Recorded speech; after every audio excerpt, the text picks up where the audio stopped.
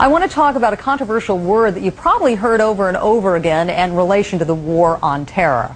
Islamophobia, defined by some as undue fear of Muslims. But is it racist to fear an entire religious group?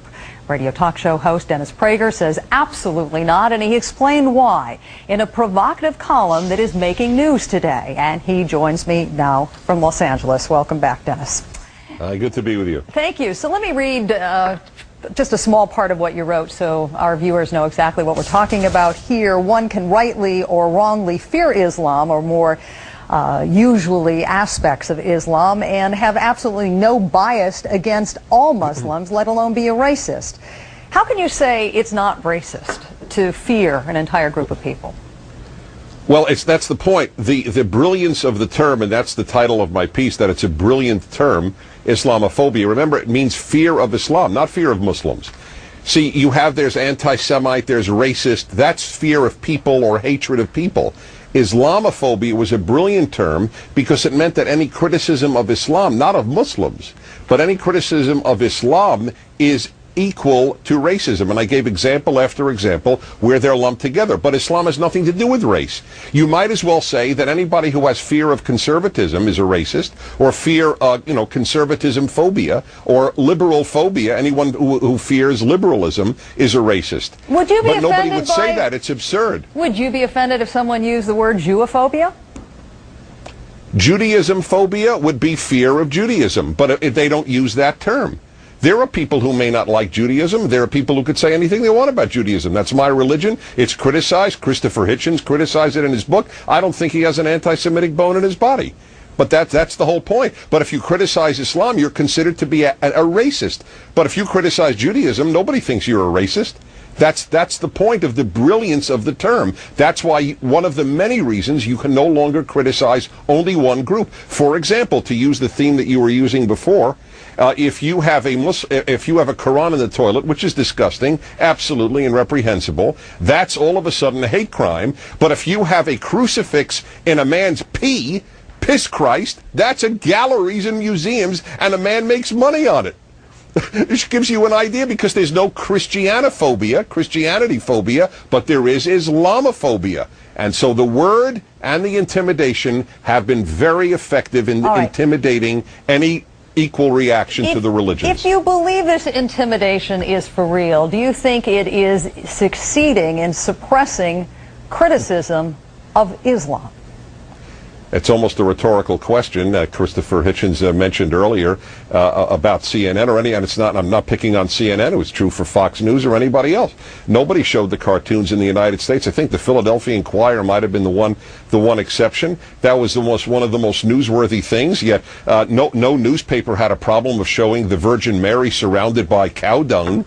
It's a non-issue. Or for that matter, the crucifix and urine. Those are okay. Or Newsweek puts the Jewish Star with machine guns in it when it didn't like some Israeli policy. Nobody at Newsweek was afraid that Jews are going to blow up Newsweek, but people are afraid that they will be blown up by Muslims.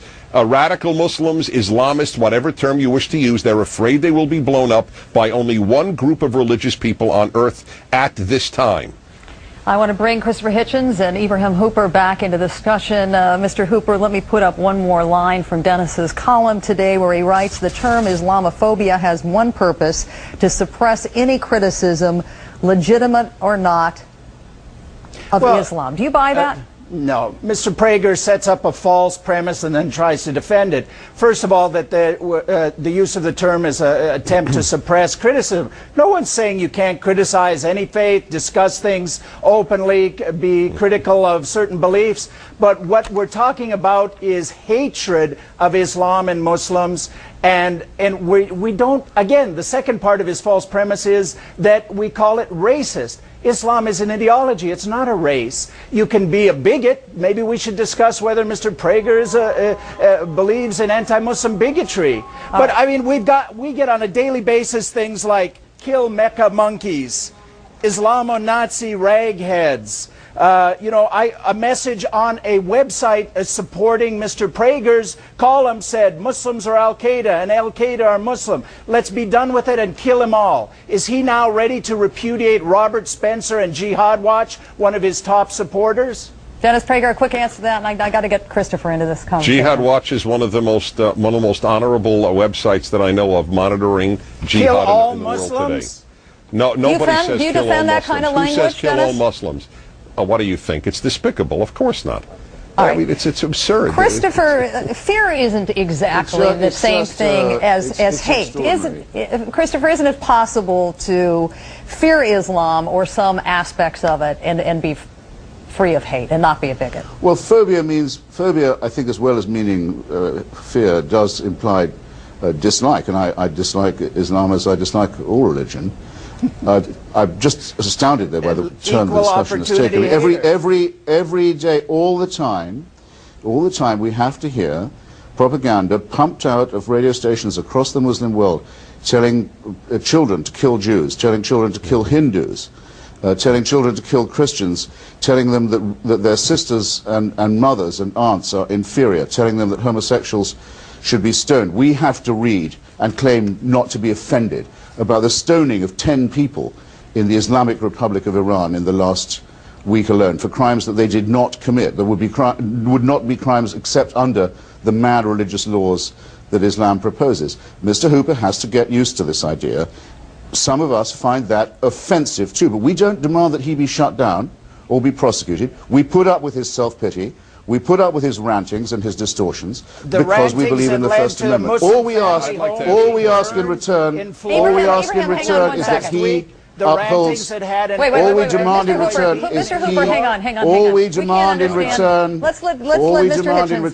is he upholds the First Amendment too. We love the First Amendment. We uphold it every day. And the First Amendment also protects free expression of religion, and when you engage in acts of intimidation against a religious group, that goes against the First Amendment. Dennis Prager, you get the last word tonight. You haven't read, you have neither read nor understood the First Amendment, sir.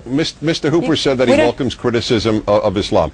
Can one say that women, as a rule, are treated better in the Western world than the Islamic world? Is one who says that, is that person an Islamophobe?